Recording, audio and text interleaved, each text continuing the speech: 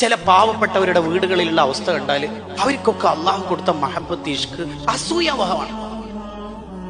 ഉപ്പ ഏതെങ്കിലും ആക്സിഡന്റിൽ മരിച്ചുപോയ 4 യത്തീമക്കളായിരിക്കും. വിധവയായ ഈ പെണ്ണുങ്ങളും 4 യത്തീമക്കളും പിഞ്ചോമനകളായ 4 ആൾ. ഈ പെണ്ണുങ്ങളുടെ ഉമ്മയും ഉണ്ടാവും അവിടെ വയസ്സായ. അപ്പൊ 2 വലിയ സ്ത്രീകളും 4 ചെറിയ ആൺകുട്ടികളും എന്ന് പറഞ്ഞാൽ യത്തീമക്കൾ. വരുമാനമില്ല.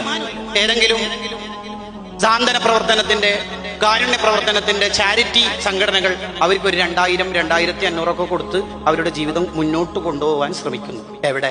ഒരു കുടുംബത്തിന് ഒരു മാസം 2000 കൊണ്ട് എവിടെ എത്താൻ? സ്കൂളിലുള്ള ഓരോ കാര്യങ്ങൾ വീട്ടിൽ നിർവഹിക്കുമ്പോഴേക്ക് എന്നെ ഈ 2000 ഒക്കെ എന്ന് തീർന്നിട്ടുണ്ടാവും. പക്ഷെ അവരിങ്ങനെ കുറെ റോളാക്കിയും കടം വാങ്ങിയും അങ്ങനെ മുന്നോട്ട് പോകും.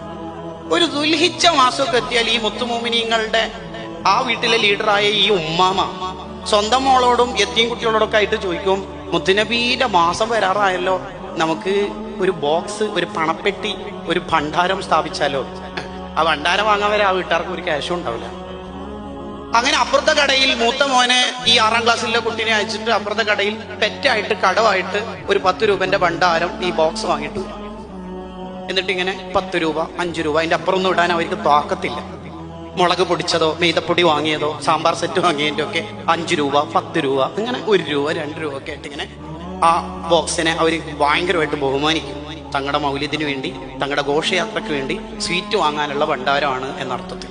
ദുൽഹിജ്ജ കഴിഞ്ഞ് മുഹറത്തി, തങ്ങളെ മാസം അടുത്തെത്തിയട്ടോ എന്നിങ്ങനെ ഉമ്മാമ പറയും.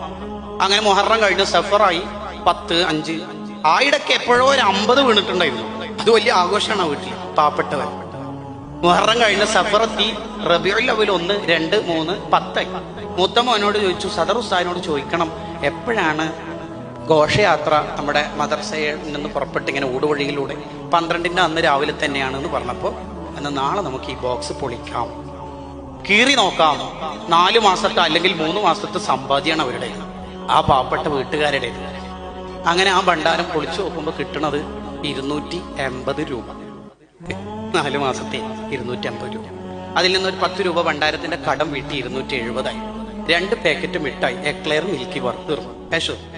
എന്നിട്ട് ഇങ്ങനെ ഒരു കവറിൽ പൊതിഞ്ഞിട്ട് ഈ 4 യത്തീമക്കളുടെയും തല ഒഴിഞ്ഞിട്ട് ഈ ഉമ്മാമ പറയുന്ന ഒരു വാക്കുണ്ട്, പണക്കാരൊക്കെ ഗാലക്സി, ബോണ്ടി, സ്നിക്കേഴ്സും വലിയ ഫ്രൂട്ടിയും ജ്യൂസൊക്കെ വാങ്ങുമ്പോൾ നമുക്ക് ഒന്നും വാങ്ങാൻ പണമില്ല മുത്തുനബിയെ, ഞാനും കൂടി മരിച്ചാല് ഈ പിള്ളേർക്ക് ആരുമില്ല, തങ്ങളൊന്ന് തുണയാവണേ, മുത്തുനബി ഒന്ന് സ്വീകരിച്ചിട്ടണേ, നമുക്ക് ആകെ ഇതേ ഉള്ളൂ, വേറൊന്നും തരാൻ.